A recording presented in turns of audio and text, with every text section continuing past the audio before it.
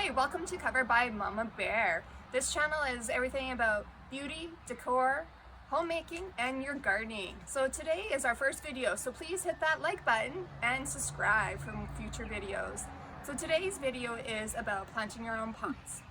So you could go to the store and buy those beautiful all-in-one containers, but what you'll find is you have to water them very often, and if you don't, they dry up and crisp out. What's happening is the type of soil they use, as well as how root bounded those plants are. So if you really want to get a nice lush growth and a beautiful basket, it's best to plant your own. Now, it doesn't need to be time consuming. It's actually really easy to do. And what I'm about to show you are some quick steps. So this pot right here is the finished product. Stay tuned to see how you can also achieve a pot just like this. So I get lots of compliments about my potted plants on my deck. Now I have these big, two gigantic pots that I do use.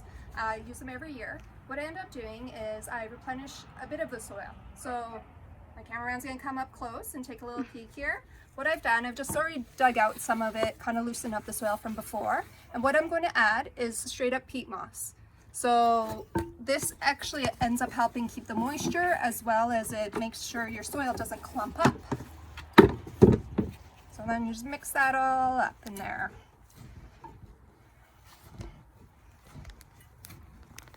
You can see some of the dirt's coming up, the clumps. I just kind of bust with my hands and my shovel. Get a good mix. I like to keep my dirt below the lid of my pot. That way when I water, the water will sit in. Now for drainage, if you have big pots like this, you can add rocks at the bottom, and then you put your soil on top. That just allows it to drain instead of keeping the water in. My pots, I have soil all the way down to the bottom, but then I have drainage holes. So it allows the water to go through. Okay, so I keep my pots actually really simple. I only do a snake spike plant. It's called Dracaena. So to get your plants out of the pots, you just kind of pinch the bottom and climb up. You'll see here with all the roots, I just kind of pull it apart, kind of loosen those roots up, let them kind of be able to get out and grow. Make my hole, plant it in, and bury. So I start with my spike in my middle, and then I do petunias. Now the petunias I pick are wave.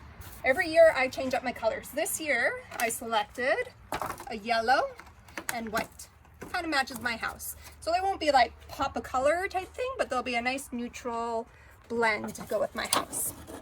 So what I do with a pot this size, so this one's probably about, my pot's 16 inches in diameter. I'm going to fit 3 of each color around. So I'm going to have some white and I'm going to have some yellow. So I just kind of evenly place them around. Again, I'm pinching the bottom of my container to lift out my plants. And I'm just going to kind of space them out first before I actually plant them. And I have a question. Where do you pull? Okay, so you gotta be really gentle when you pull. You want to pull from the stem of the plant, making sure you don't actually break the plant. So you don't want to pull just one individual section. Usually when you kind of pinch it, they'll just come right out. And then when you get a bit more of the room of the roots, you can pull it up by the roots. This one was really root bound into the container. So that one should do some nice growing in my pot. And our last one, another yellow. So once I have them kind of placed where I want them, then I just go and I dig a hole and place it in. So as you can see, my soil level is below the lid of my pot. And that's just because then I can kind of fill it up with a bit more water and not have to worry about spillage going over. So speaking about watering my pots, I do it every couple of days. On warmer days, I might do it every day. But usually every 2 to 3 days is when I water my plants. Now here in the spring, just to get them started, I will give them a shot of fertilizer. So it's just a bit of a miracle grow in the water when I water them. After that, it's just straight up water from my rain barrel. I don't like to use the garden hose as much, so I try to use my rain barrel water. You just go through, make sure you break up your roots when you plant them.